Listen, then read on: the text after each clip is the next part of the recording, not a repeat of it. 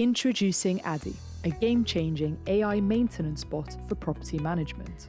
Addy can, in any language, triage and data capture every maintenance issue, with full voice version coming soon. Addy has learned from over 850,000 reactive maintenance issues carried out by Addyuvo, the leading maintenance call handling service. To sign up for updates and our next testing cohort, go to adiuvo.org.uk/ADI.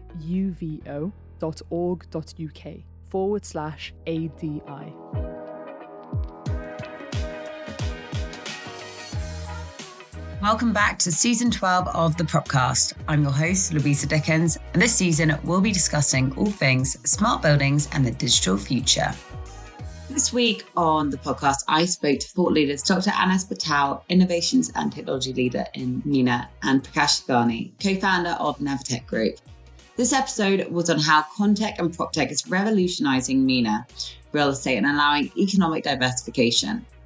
Tune into this episode if you want to hear more about modern methods of construction, the changing time of BIM, and the hot topics of AI and innovations when it comes down to smart cities.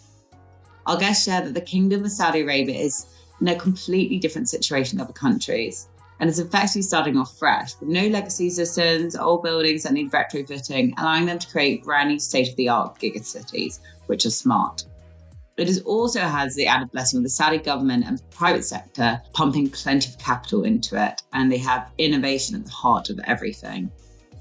Anas, who is a committee advisor to COP28, says there's a huge drive towards urban sustainability, support from universities and reducing carbon emissions within MENA.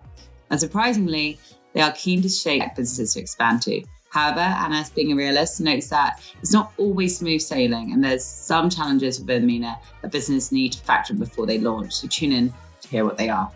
As ever, thank you all for listening, and I hope you enjoy the episode as much as I enjoyed recording it. Have a great day. Today, we have a very exciting show, and it is the first one which we're going to be doing on the Middle East. As you might have seen, my business, LMRE, we've launched LMRE MENA, which I'm super excited about. So it only makes sense to have thought leaders like Dr. Anas Bataw, Innovations and Technology Leader in MENA, and Prakash Senghani, co-founder of Navatech Group, joining us as guests. So today's show is on how Contech and PropTech is revolutionising the Middle East real estate and allowing economic diversification. So without further ado, welcome to the show, Anas and Prakash. Thank you, Louisa. It's great to be here. Likewise. Thanks, Louisa. So Anas, Prakash and I, we've been speaking for a few months. They've been super helpful in, well, let's just say guiding me across the Middle East and what's sort of going on. So they're going to obviously talk through quite a few things throughout this podcast. So to sort of, I guess, set the scene for those listening in from whether it's the US or APAC, whatever it could be, a recent Deloitte report cited the Middle East real estate market is projected to expand by up to 111% in the next sort of 5 years. And this is going to be really assisted and driven by technology adoption. PropTech has been gaining significant interest with dedicated funds supporting startups, leveraging state-of-the-art technologies like AI and clean energy. And everyone knows those buzzwords going on at the moment. For instance, Saudi-based financial firm Boutique PropTech Ventures launched a $26.7 million VC fund to invest purely into the real estate innovation space. And you've seen large household names that we all know, like Fifth Wall, sort of focusing on the Middle East region. So there's obviously a lot of traction that's been gained. And not to mention, Anas and I we will be catching up at Cityscape and Saudi, or the Kingdom 2030 vision plan is to invest $500 billion to smart cities like Neom and the Red Sea project. So that's all going to be hugely supported. There's a huge appetite for digitalisation of real estate in the Middle East. Now, I must say, before we go into the questions, please excuse my croaky voice. I've just come back from PropTech Connect, a show in London, which was awesome. And I really want to give a special shout out to Terence and Matt there. I think events are so important for connecting people, for the real estate professionals and technologists to sort of exchange thoughts and insights and share what's going on. So it was great. I'm obviously super pumped to record this podcast, and then I will be heading out to Riyadh for Cityscape. So to summarize what we're going to be talking about, our guests are going to be sharing with us their career journeys, the growth of the Middle East region, the trends they are seeing when it comes down to the built environment, whether it's investment, is it around sort of more smart, sustainability, just all things digital. For those founders looking to launch in the area, our guests will share with us some, do's and don'ts in the region and maybe some success stories. Obviously, you've got Prakash, who's come from working in sort of innovation roles in large real estate and construction sort of corporates. And now he's a founder. So he'll definitely have some sort of tips to sort of share with you as well. Our guests will also share with us, what the public and private sector have been doing out there to drive forward this growth digitalisation. And then we're going to end with all these projects going on, how is the region planning on sort of addressing the skills needed to deliver on these huge projects? So a lot to cover in about sort of 30 minutes. We might go over. Hopefully you'll stay listening because it should be pretty juicy. So, right, let's start off because our guests might not know who you guys are, even though you guys are big names out in the sort of Middle East. Anas, why don't you share with us a little bit more about who you are and your journey to this space? Absolutely. So my journey really started in the UK, working in innovations and technology within the construction industry. Worked on a few programs. One of the main ones that really made me expand a lot in terms of my expertise was the London Olympics. From the London Olympics, moved on to large programs in Singapore. And then in the past 12 to 13 years, I've been here in the Middle East, mainly based in Dubai, where the boom was. And we had the expo going. And other giga projects and mega projects happening in the region, as well as the FIFA World Cup that was fortunate to be involved in. And now we have the 2030 vision. So it's been a continuous glow within the region when it comes to large projects and large programs. It helps because it's funded and most of the time supported by the government. And there's a lot of organizations working on these programs, whether they are local or international. Now, in the past, I would say maybe 5 to 6 years, as everyone else is in the region, I've been heavily involved in Saudi Arabia with the 2030 vision and the growth of PIF and all the different entities that's been launched from PIF to enable that program. So it's been a hell of a ride. A lot of pros and cons to being in the region, especially when it comes to technology and innovations.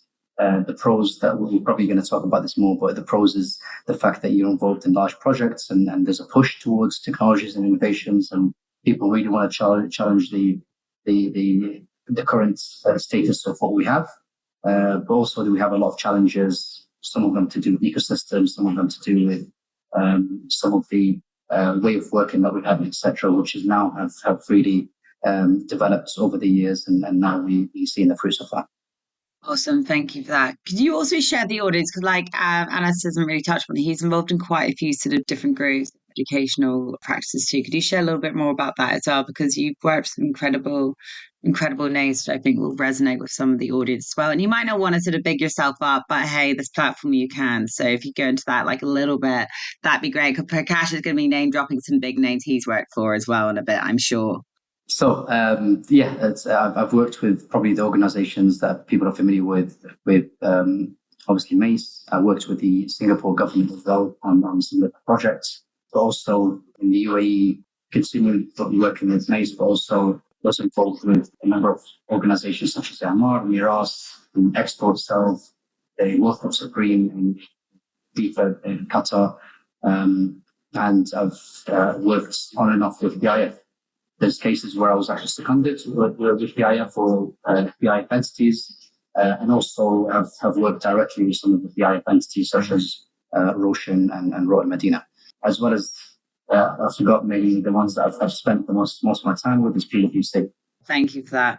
It helps. And I'm sure our audience can be looking up the same way when I first entered the Middle East, like some of these developers and firms, both our guests sort of worked from. I really mean you have to look at some of the scope and size of these giga projects that they work with. You honestly can't really, you just have to look them up. I'm going to say no more. Right, Prakash, for the audience who don't know you, talk us through. You're obviously now this founder extraordinaire, but there's a very different journey to get to that. And I think it's very relatable for founders who might want to, take that breath, make that transition. But if you could share a little bit about yourself, that'd be great. Yeah, Anas is a hard act to follow. So I hope we can do it justice. So it's kind of similar to Anas. I started off in the UK. I graduated as a civil engineer, actually. So spent my early days with Balfour Beatty in the UK. Actually, I started working for them before I graduated. So I did a year out between my second and third year of university. Did what's called an industrial placement. And through that experience, I worked on Heathrow T2B, and that was really a seminal project for me to understand how some of the new emerging technologies can be applied. Things like BIM. It was the first year that the iPad came up when I was working on this. So that's telling you how old I am now, actually. But we were kind of the first people to start using iPads in a construction environment and to try and understand how they can be used to benefit the things that we do. Then with Balfour Beatty, I had a great opportunity to go and learn more about the business side rather than just the technical operations and technical delivery. So they were doing this change management program where Balfour Beatty over a number of years had acquired many, many businesses. And it got to a point where there was a lot of duplication and a lot of inefficiency. And so they decided to undertake this program where they would consolidate all of these businesses into 3 distinct business lines, which had a distinct kind of character and a purpose. And so I actually was selected to go into head office and help with this program. There's obviously a lot of it was sensitive because there were offices being closed down, which meant jobs were being lost in that.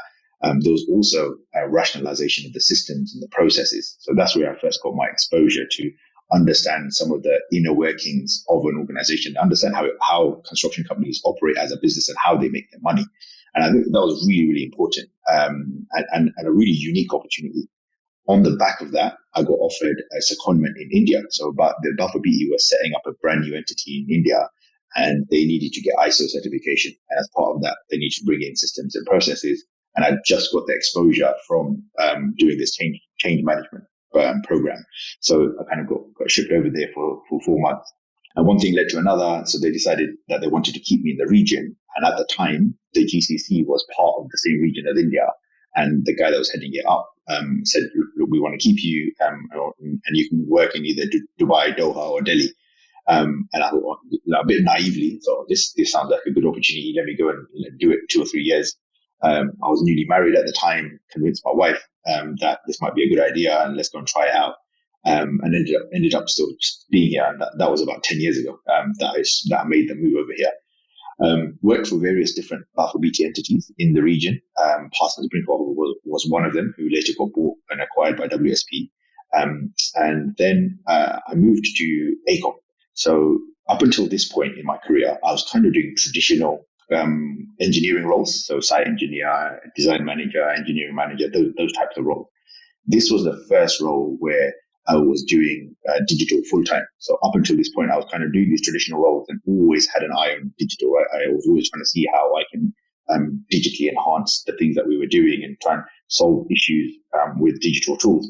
But the first role at AECOM as a BIM manager was where I was doing technologically based activities as my day job. And that was fantastic. So learned loads. And then the evolution of BIM into kind of more broader digital delivery was happening at the time. So BIM was becoming a part of a broader kind of digital tool set that involved things like reality capture, the use of iPads and cloud-based technologies, the things like laser scanning and 3D printing were starting to enter into the industry.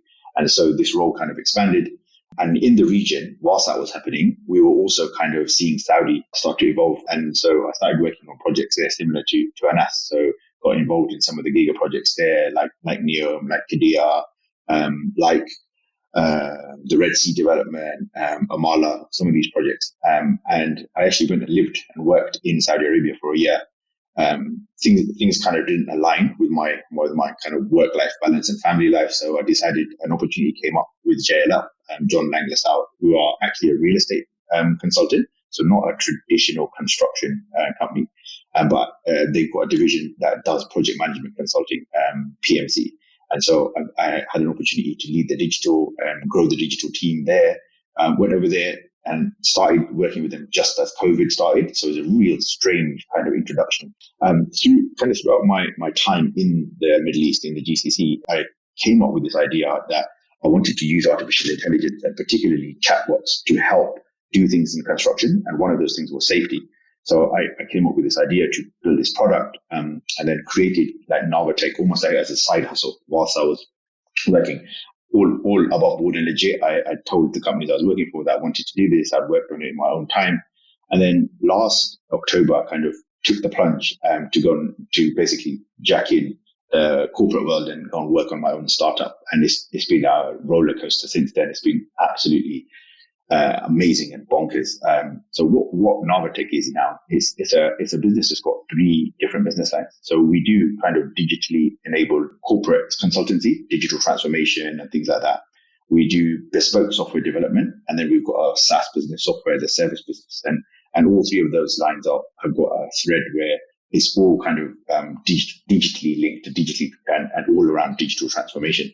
So yeah, so that's what I'm currently doing now, and working with like the likes of Anas and some of the other kind of digital practitioners and digital thought leaders in the region, trying to disrupt the industry and really push it forward. And I think with AI, we've kind of found ourselves in the right place at the right time. We're really fortuitous, and with what's happening around generative AI and things like that. So yes, really exciting time. I love how you wanted to leave the corporate world because you wanted basically a better balance, and then you decided to set up your own business. I'm wondering if you've still managed to sort of find that same balance. And you mentioned about obviously AI being very well timed. I read like a stat that AI in particular will contribute substantially to the region's economy, estimating growth of about it's 20 to 34% of the Middle East region by 2030. Whether or not this stat is true, but I know there's a huge appetite for it. And I think, but then obviously a lot of people in the real estate, they hear AI and they're like, I don't know, slightly nervous about it. And I spoke yesterday on this panel where we're talking about why we're losing the modern workforce and basically our future workforce. And what William Newton from Wired was saying was that we don't have a modern workforce because the workforce we have right now doesn't really know how to use technology. And like, we are so far behind so many other countries. And I'm talking about the UK. I'm not talking about the Middle East, but like where it's like India, China, and so forth. And so in the UK, we really now need to start pushing forward and work out, right, we don't stop, we stop our education at 18, or if you're blessed enough to go to university and afford it, there, you can continue that. But like, I think us as a country, we really, really, really need to keep on thinking about these digital skills and how we can learn how to use technology in whatever we do, construction, real estate, and so forth. Whilst we're sort of, you mentioned obviously about your transitions there. What are the major trends you guys have seen in the Middle East? Is it obviously, we spoke about obviously all these new giga cities, which were meant to be purely sustainable. Obviously, smart build sustainability, but you guys have been, Anas, you mentioned you've been in the industry for what? Is it 11 years, specifically in Middle East? What have you seen? You're obviously involved in the COP28, so I presume a lot of it's around today, about trends and changes and what we should expect. So the trends that we have in this region, as I said earlier, there's definitely a lot of push for technology and innovation. And this is driven maybe from government initiatives or directions or even visions. Some of the country visions, some of them are to do with companies' visions. Some of them are quite large in the region, but also sometimes driven from certain events that happen. As I mentioned earlier, the Expo, during the Expo and being involved in the Expo, the drive in the Expo was all to do with sustainability.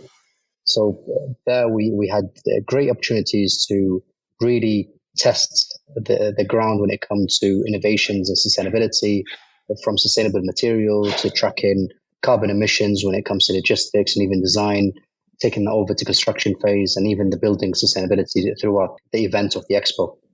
And then when it came to the World Cup, very similar, but they had obviously different drivers.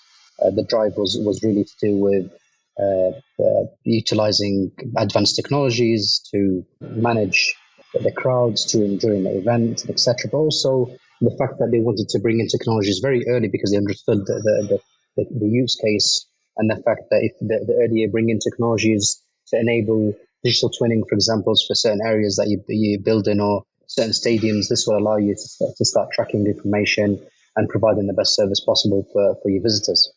And now moving on to Saudi and the Vision 2030, as you rightly mentioned, there's a lot of drivers actually in 2030 vision. I mean, Saudi Arabia, not probably a lot of people know nowadays, but they want to move away from relying on oil into many other industries, mainly to do with hospitality. And when I talk hospitality, they want to go for the best in class hospitality. So sustainability has been a big driver. So we've been involved in big projects when it came to sustainability and driving initiatives, whether it's government initiatives or PIF entity initiatives. Modern methods of construction was again a big driver for the fact that the mandates that some of the entities have is unheard of, very challenging. But there is a drive to do it, and they believe the best way to deliver the mandates that they have, whether they want to build 70,000 keys by 2030 or deliver millions of houses in a span of 10 years. So there's many projects that really drove the innovations of modern method of construction, being at the forefront of modular. And then there's a lot of aspects relating to innovations when it comes to smart cities as well, because they want to build the cities of the future. They want to make sure they are future enabled, and they don't want to miss out. So it's good that you're a developing country. That means you can bring in the latest technologies in. You're not stuck with the old practices and the old processes. And we see this in all the different organizations. We see organizations in Saudi Arabia being born with huge mandates and a massive support from the government and a big bank account. And they bring in some really intelligent people that they're thinking outside of the box, and they want to do things differently, and they're starting from a green field pretty much. So that really helps in driving a number of innovations across in Saudi Arabia. And lately, as I forgot to mention this, I'm involved in the COP28. I'm sitting as a committee advisor to the technology committee. So that itself is a huge driver to a number of angles when it comes to urban development, to sustainability, even technology. There's a lot of ambitions from the government, supported by a lot of entities that we work with, even universities. So there's a lot of push towards sustainability and carbon and reducing carbon emissions and etc. So yes, in a nutshell, there's a lot of trends. And given the fact that AI has been a hot topic everywhere, anyways. To be honest with you, we've looked into artificial intelligence. I think first time we tried to bring it into a project was 7 years ago. It was open text that we were looking at as well, and also we were looking at AI, Gen AI related to design, trying to build the building virtually before we go into site and to build it. Especially when it came to prefabricated buildings and etc. So AI, to some extent, did exist, not to the open web, but we definitely had a few pokes at it, and we've published a few reports showcasing how we use AI and etc. But now that the technology is here, there's a lot of support. There's big organizations supporting it, starting from Microsoft and many others. We see a lot of trends happening at the moment when it comes to AI, especially in the built environment, starting from feasibility studies to design management and design authoring to construction management, be all the processes within construction, and even for building maintenance and operation as well. Amazing. Thank you for that. I feel it's nice to hear you. I'm sure there's challenges of basically building something from scratch, but there's very few places, or I've never had a guest on the podcast talking about just building whole new cities. So you're just completely starting from fresh. Like that's a huge opportunity, as long as you've got the capital to do it and the skills to deliver these mega projects, and obviously the technology. But we'll talk about a bit of that in a bit. Hi, I'm Xander Geronimos, Head of Business Development and Strategic Partnerships at MetaProp, the New York-based venture capital firm that has been at the forefront of the PropTech industry since 2015. In early September, we will launch the Global PropTech Confidence Index, sponsored by PwC, which serves as a biannual barometer for the health of the real estate technology industry. MetaProp also publishes a monthly newsletter that covers all things PropTech, from industry news, upcoming events, recent financings, job spotlights, and more. Subscribe at the footer of our website, metaprop.vc. Obviously, Prakash, you're probably gagging to talk about AI in a bit more, but than anything, construction is obviously globally. 2 seasons ago, we did the construction technology podcast where we saw obviously in the last few years so much investment going into it. I know when we say construction technology, there's so many different parts of the sort of life cycle, which you know way better than I do. And I think for us, in terms of where we've seen huge growth areas, it's been around sort of Series A and Contech as well, a lot in the US. What have you seen in your time over, I guess, more sort of past sort of 5 years? And what should we sort of be watching out for? So I think Anna's sucked up all of the good the trends that we've seen. But look, I think BIM's been one of these mainstays, right? Since I came here 10 years ago. The difference being that when in the early days it was a push, right? We had to try and convince clients of the benefits of BIM. We had to do presentations about what the ROI is going to be and all of that good stuff. Now it's a pull. The clients are all telling us that they want us to do BIM and actually do more and bring this innovation. And so I think that's been the biggest change. And I've talked a lot about drivers. And these entities are the drivers for this innovation. It's coming from them. They're kind of saying, right, we don't want to do things that have always been done. And in certain cases with like the things that are happening in NEO, the scale of these things means that you can't do them with traditional methods. You have to come up with new innovative ways of delivering these things. And the technology and digital has got a huge part to play in all of that, not just to be able to deliver it in time, but to be able to deliver it sustainably. And so, other than kind of BIM becoming more business as usual, we are definitely seeing things around the use of AI in different ways to then what you might think. So, for example, the building of digital twins. If you're going to build digital twins of entire urban environments, using satellites to then and AI to take those satellite images and build real life kind of replicas of these cities. And that's a use case I've seen with AI, with generative AI and kind of using AI to start creating documentation or pictures and things like that. I think we're just at the beginning of that. It's only kind of just come into the public consciousness at the back end of last year, at the beginning of this year, and I think we're just at the start of exploring the possibilities of what some of this can do.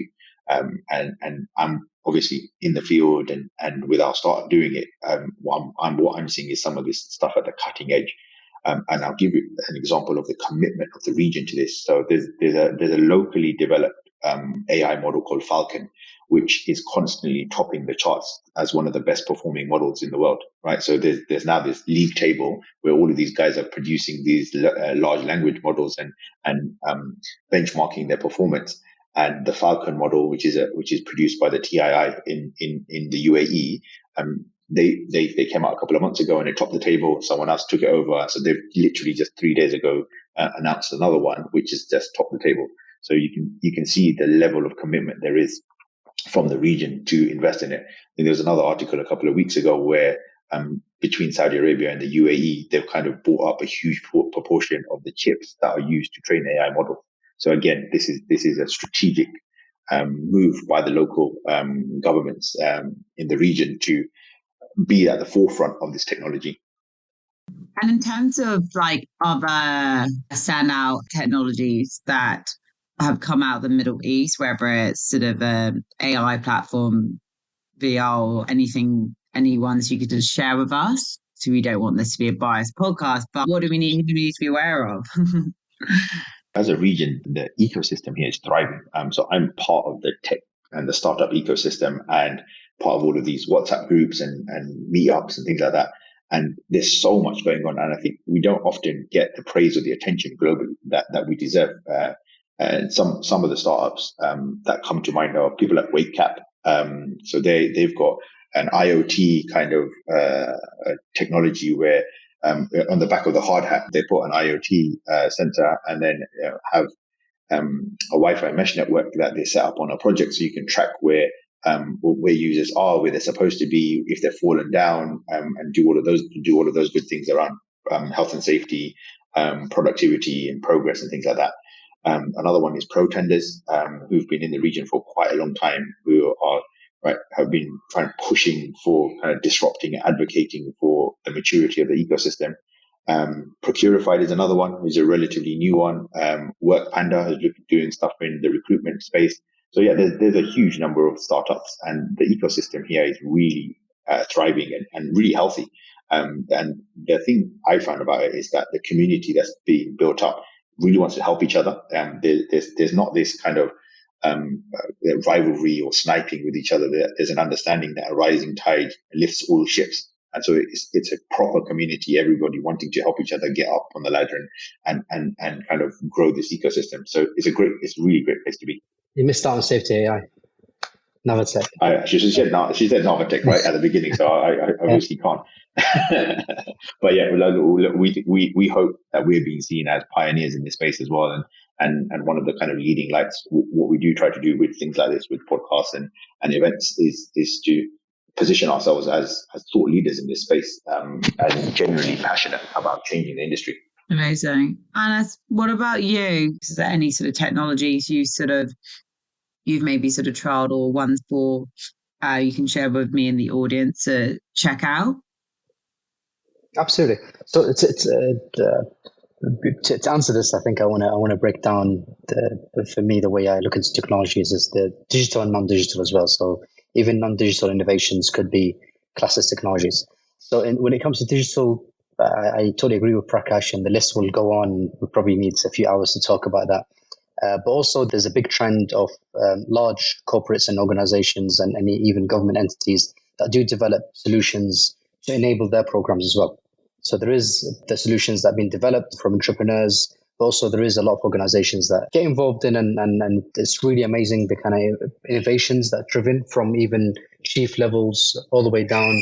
And they all want to develop solutions to enable their services or enable their staff to do better, increase productivity or performance within their staff or projects, even all the way to sustainability. So there's a lot of bespoke solutions out here, and as I said earlier, we do spend time and money on innovations and technologies, even early stages. I remember when blockchain first came out a few years ago.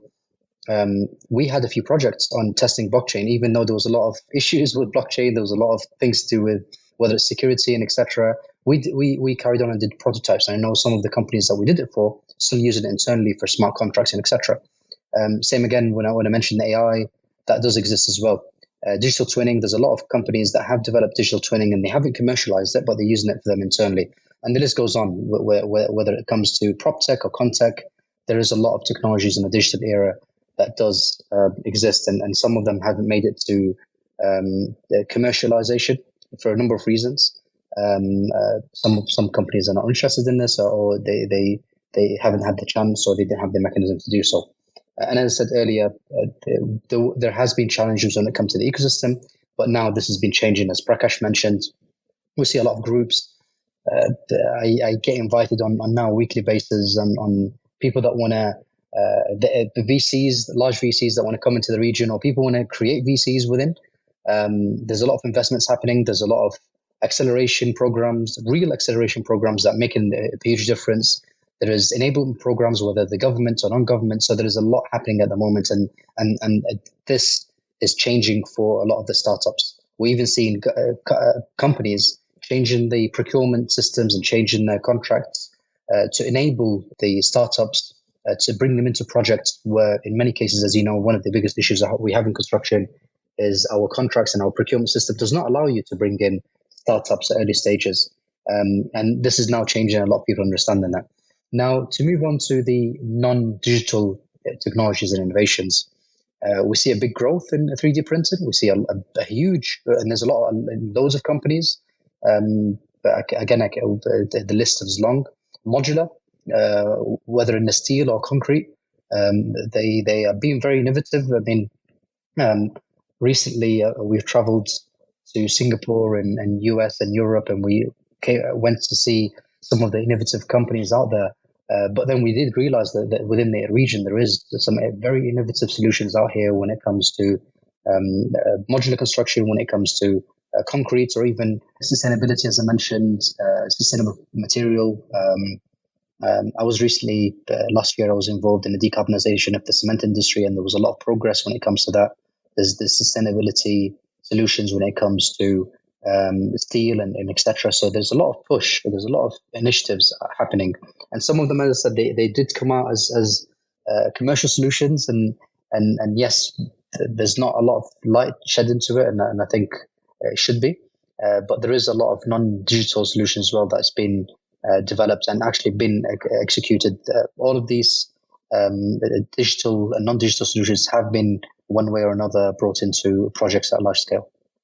I think it's very apparent from the more obviously listening to this podcast, there some very clear differences between whether a lot of it comes down to sort of capital and like we haven't even spoken about, say, Abu Dhabi, which is obviously definitely ahead of the curve when it comes down to sort of innovation technology. It's, arguably one of the smartest cities sort of out there. And I know, I guess, in the public sector, if we're going back to sort of AI, it's an advanced real estate service address. It's a PropTech venture developer. They obviously launched Quanta and Dari platform in 2022, which obviously revolutionized the way they, I guess, the work they were doing. And then if you look at the private sector, Alda, those who are listening in, definitely check out. It's one of their leading real estate developers out there in Abu Dhabi, and they've obviously launched different sort of accelerator programs, but none of this can happen unless there's literally so capital flowing through like the region. I think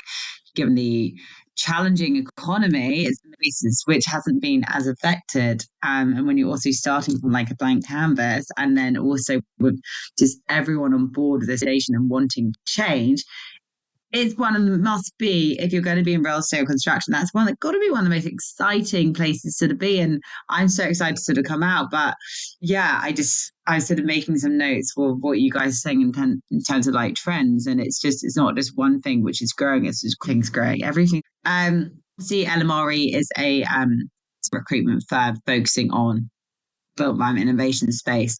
And a big reason why we started up, because I obviously following investment, looking at some of these big giga projects, it's all focused around innovation, smart sustainability, and thinking, right, they're going to need some help. And a lot of the talent is, they've already, they've obviously got a lot of people from the Middle East already working there, but to sort of really plug some of these skill shortages, supply and demand, they're going to have to from whether it's, say, APAC, America. I don't know if it's a super tax efficient for them to do it there, but that's sort of what LMRE is listed to assist with. But you guys have worked in different organizations. What I know much about sort of how they're going to sort of plug this skill shortage, or what we can sort of be done to that? Is there more awareness that needs to be raised about everything that's happening in the region?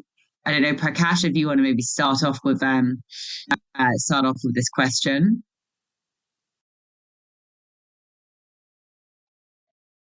Yeah, I think this kind of labor and skill shortage across the industry is not just an issue that we've got here in the Middle East. It's a global problem, right? And it's across the whole kind of range. It's from white collar, blue collar, and whatever other collar that you can think of. The region has one distinct advantage, I think, in that because it's geographically centrally located, the talent pool is perhaps a little bit larger than in other places in the world. I think during the expo, one of the kind of selling points was that we're within 7 hours flight of 88% of the world's population, or something like that, some ridiculous stat. And so, from being geographically and centrally located, close to kind of high density populations around the world, gives us an advantage. I think the other thing is the kind of way that we dealt with the pandemic showed the world how resilient, robust, and adaptable this region can really be, and that attracted a lot of people to want to come here and to a certain extent really put the region on the map. The way that we kind of dealt with the whole COVID and the pandemic, and that has now seen a massive influx of people coming into the region. At the moment, they're all kind of coming towards Abu Dhabi and Dubai. But that, I think, is going to have a leak over effect into places in Saudi Arabia as they start to mature, their cities start to mature, and some of these ambitious projects start to punt out a lot of their kind of assets, and the whole place becomes much easier to work and to travel to. I think the other part of it, I think, is that because we're so close to some of these really high tech talent pools like India, like the Philippines, like bits of Central Europe, which is going to be the types of resources that we're going to need going forward, right? So I think we'll be plugging some of this resource and skills gap with technology, and that's a double-edged sword. And there's obviously social implications to this, and lots of people kind of lots of naysayers saying about the fact that you're taking this technology is going to be taking human jobs. I think there's also to look at it from another perspective is that if there's a shortage, that means that we can't fill them with humans. So I don't massively see an issue with filling some of these roles with technology.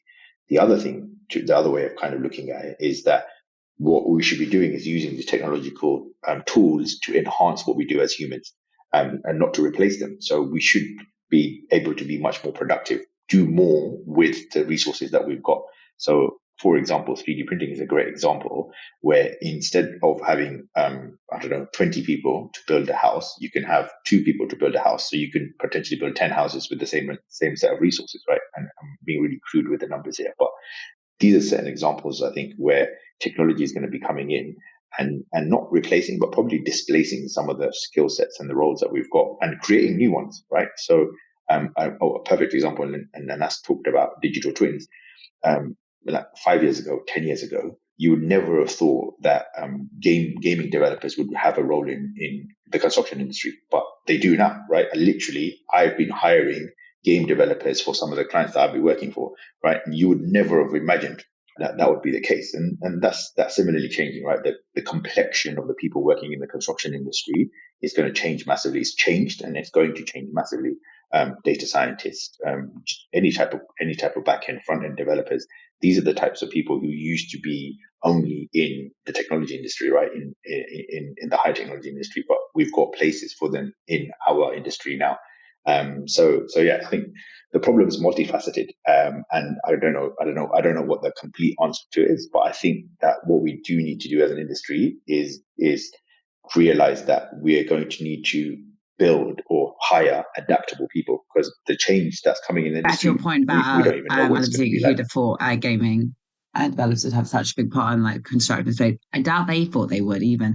But a big thing which talk about is it's great that fine if we get them to come over, it's like we got to look after them, you've got to make sure they enjoy it. And I did a big thing which I have when we have people from, say, the tech side come to work within the real estate community. They're like, what, this is too old school, it's too slow, there's a cultural difference, and they go off and want a different project, or just they're not completely fulfilled. So I think as an industry globally, that's something that really needs to address, and that I was talking about this on the panel as well, and that has to come down from top down, like these old school mentalities and stereotypes. That sort of needs to change. We're going to get people from these other sectors in the importance of social sponsorship, saying, hi, yeah, this person hasn't worked at JLL or this big developer for ages, and I come from X university or whatever it could be, but they're like, they know their shit. They're actually really good. They've got these skills, and that's what we need in this business. But that's a big barrier that we need to break down. It's not something that's going to happen. So it's great people now flooding in, but we have that advantage in this region, right? Like we just spoke about, is that we're in a lot of respects, we don't have the baggage from some of the other entities, right? Some of the entities that Anas spoke about is literally, you're not only building cities from scratch, you're building organizations from scratch. So Anas has talked about the Public Investment Fund a lot, right? The PIF. And basically what PIF does is it seeds money to create really large startups, and they are basically starting from nothing with a bunch of cash and building up an organization and a culture. And so there's huge opportunity to build those cultures to be digitally enabled from the start, from its inception, rather than build things then you have to then try and change. Changing something is always more difficult, right, than planning for the way that you want it in the first place. And the other part of this is that we're transforming in other parts as well. So there's a social transformation happening in the region. There's a transformation from moving from a frontier market to a developing market, right? And so that transformation is kind of built into the ethos of what everybody does. And so when you go and then try and transform digitally, it's a slightly easier sell because they're so used to this dynamism. And so I think that these things are kind of conspiring to make this a great place for I'll tell all you a of bit these more. things It to happen sounds at like the same time. it's just ripe for investment in a bit everything. But and so we're going to say, but I also want you guys to be a little bit realistic here, because it also can't be that perfect. It can't be just, everyone's going to go there. Organizations are there to be built from like scratch and it will all work. Like, if you could also share with us, like, what are going to be the challenges too? But I'll just be quiet because I want to hear from you. Sorry. Well, that's exactly what I was going to say. I was going to say, you will also see some challenges. I would want to echo what Prakash says before I bring in the negative side of things. There's definitely, it's not being exaggerated what Prakash is talking about. There's definitely a change, and I see this more because I'm still involved with. Even when I was working with multinational organizations, I was still involved with our Europe and UK and even US offices and even etc. So I did see a lot of impact here, especially when it comes to the youngsters. The young generation here, they're getting a lot of support. During my time with the Centre for Excellence Smart Construction, we were going to universities, explaining to them how cool the construction industry could be. It's not just about hard hats and dirty boots. It's a bit more creative than this. So you don't have to be just a gaming person to come into the industry, but also you could be still a civil engineer and quantity surveyor and an architect and a PM and study these at a university level and still get involved in the digital stuff and still be at the front of all of this and have all these digital enabled activities that the youngsters really like these days. That we do have the shift for that. However, it is slow. However, there is challenges, and that's what was going to come in and bring up some of the challenges. We still have the gap in the market. We still have the challenge of, I mean, throughout my time, especially in Saudi Arabia, Prakash said that earlier, we were involved at very early stages. Now things have changed a little bit, but before there was a huge gap in the market to bring in talents. It was really difficult. As Prakash's example, the lifestyle wasn't what people would be used to. I'm not just talking about the Saudi or the region lifestyle. I'm talking about the work lifestyle. You come here, you've got some serious projects to work on. You've got some serious deadlines that you have. It's not a walk in a park. It's coming to Dubai to work. You're not going to be on the beach every day. So there is a lot of challenges. There's obviously, but with that said, there's a lot of support. If you have the right directions, you would make a good way out of it. All I'm going to give as an advice: have a clear strategy. There's a lot of organizations that they come here without clear strategy, or individuals that come here without clear strategy in terms of what they want to do. They burn themselves out. They don't last long. It is a very competitive market. I'm not saying everywhere else is not, but it's a very competitive market. There is a lot of moving parts. You really need to be sharp and switched on.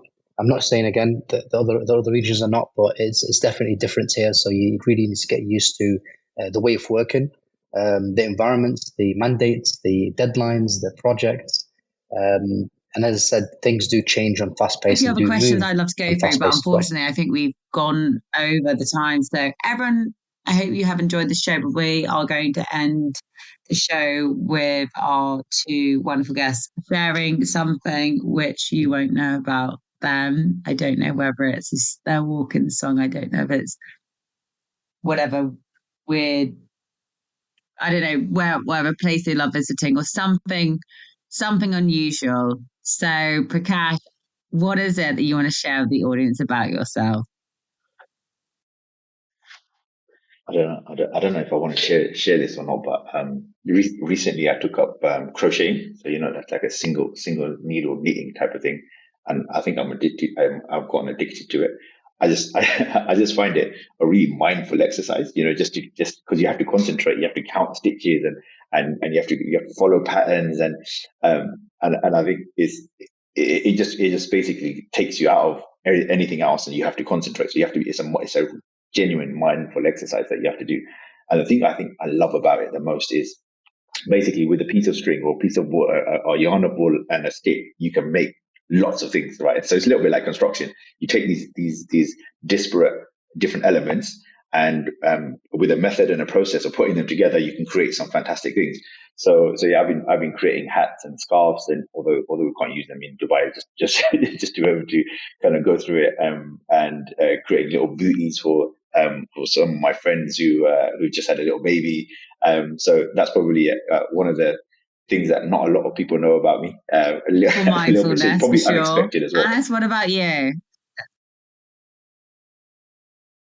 Well, I was gonna say something, but I think it's not as exciting as Prakash. But I've taken on cycling just before summer, so we're just when I got the hang of it and made a huge investment on the bike and etc. The weather kicked in, and now I have to wake up at 4 a.m. just to go to Kudra Lake to cycle. So it's been a challenge, but it's a nice challenge to take, and I'll do it twice a week, and every morning of them days I do wake up and ask myself, do I want to give up or not? So far I haven't given up. So I've been there, and I took it up during COVID, right? And it was just like, you get up at 4 o'clock in the morning, get when it's pitch black, get to Kudra, and think, why am I doing this to myself, right? I could be in bed for another 3 hours. Obviously, in like Saudi, you guys don't drink, but I go to conferences in the US, UK, wherever it is. There's often the conference, and you have the various like networking drinks, and I usually wake up with sore head, but I will always go for a minimum 10-kilometer run at 6 a.m. And that for me is my mental, I just run. Conference I'm at. I did it when I was at on Blueprint in Vegas. So it's very weird running down the strip in Vegas at 6 a.m. because people are still coming back. So there's people sleeping in the road, but it makes you feel pretty good about yourself. You're like, cool, I'm going to start the day. These people are obviously not in the best place. And then you start your day with a clear head. So love this sort of health and fitness, sort of mental health vibe. This has been, for me, an absolute pleasure. Every time I speak to, I guess, you guys, I learn so much, and I hope the audience can join the show as much as I do. And I've been typing out a lot of notes from it. So thank you so much. I'll see you both soon. And I hope the audience enjoys it as much as us. thank you for having us. I certainly learned a lot, especially on Prakash. Thank you. Pleasure. Thanks, Luke.